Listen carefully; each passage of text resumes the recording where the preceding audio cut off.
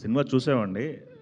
మీరు one man show అని చెప్పాలి. థ్యాంక్ ప్రతి యూ. ఫ్రేమ్‌లో కూడా ఎక్స్‌ప్రెషన్స్ ఇద్దరు కూడా థ్యాంక్ యూ అండి. బాగుంది. అయితే మీరు పాత సినిమా పాత పాటలు రిఫరెన్స్ చేసుకున్నారు.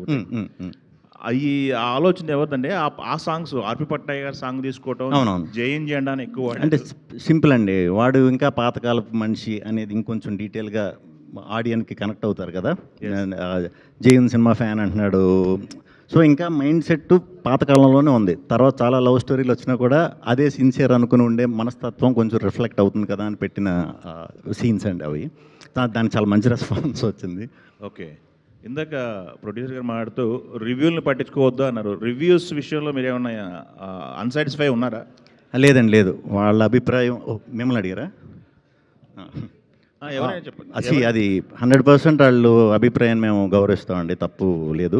అంటే మేబీ ఎక్స్పెక్టేషన్ వేరేగా ప్రిపేర్ అయ్యి ఉండొచ్చు, లేకపోతే అనుకున్నంత ఇది అనిపించకపోవచ్చు. అది వాళ్ళ అభిప్రాయం కాబట్టి ఎప్పుడు దాన్ని గౌరవిస్తాం.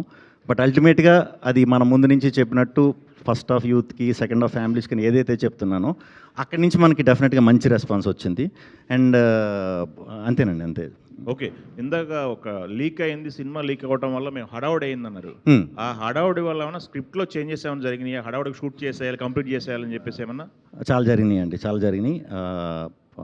డీటెయిల్గా చెప్పాలంటే ఒక ఒక 20 డేస్ వర్క్ని మనం 7 డేస్లో డే అండ్ నైట్ చేయవలసి వచ్చింది. దానికి టీం అందరూ సపోర్ట్ చేశారు. డే అండ్ నైట్ అనమాట. అంటే డే వరకు డే చేయటం, నైట్ కంటిన్యూస్ చేసాం. అలా చేస్తేనే దీనికి అచీవ్ అవ్వగలిగాం. ఇమీడియట్ మొదలుపెట్టాం మార్కెటింగ్ కూడా. ఇంకా పూర్తిగా ప్లానింగ్ అది చేసుకోకుండానే మొదలెట్టాల్సి వచ్చింది. దానివల్లే మనకి చిన్న కన్ఫ్యూజన్ కూడా వచ్చింది కదా మనకి, 2 సినిమాలు ఇదంతా కూడా. Actually one of the main reason ఇదండి, ఇది కూడానండి. ఓకే. ఇప్పుడు లీక్ అయిందన్నారు కదా! ఆ లీకేజ్ ఎక్కడి నుంచి జరిగింది? ఎందుకు జరిగింది అనేది తెలిసిందా? ఐడియా వచ్చిందా? చెన్నై నుంచి లీక్ అయినట్టు ఇన్ఫర్మేషన్ ఉందండి. ఇంక డీటెయిల్ ఆల్రెడీ కేసులో ఉంది అది. సో మరి అది నేను చెప్పొచ్చో చెప్పకూడదో నాకు తెలీదు. చెన్నై నుంచి అయితే ఇది పోలీస్ కేసు కంప్లైంట్ కానీ, ఆ రోజు మన ప్రొడ్యూసర్ గారికి వచ్చే బ్లాక్మెయిల్ మెసేజ్లు, మనం ఛాంబర్కి పెట్టిన రిపోర్ట్లు అన్నీ ఉన్నాయి.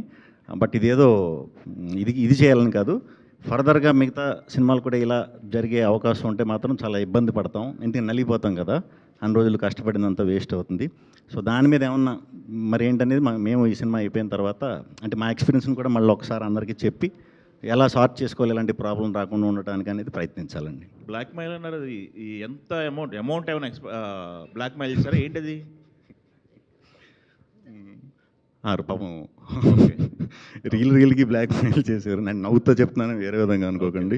రీల్కి ఈయన కూడా చెప్పడానికి చాలా ఇబ్బంది పడ్డారు. రిలీజ్ ముందు రోజు వరకు కూడా ఇది జరిగిందండి. రిలీజ్ ముందు రోజు వరకు కూడా ఇది వచ్చింది. ఆ విషయంలో అయితే ఈయన చాలా చాలా నలిగిపోయారు. అలా అని చెప్పి మమ్మల్ని ప్యానిక్ చేయలే. అదే అంటే ఈ ఇష్యూ ఛాంబర్ గానే చాలా బాడీస్ ఉన్నాయి, ఇండస్ట్రీ మొత్తంలో వెళ్ళాం. వెంటనే కంప్లైంట్ సపోర్ట్ ఎలా ఉందండి? 100% సపోర్ట్ చేసింది. ఓకే. సో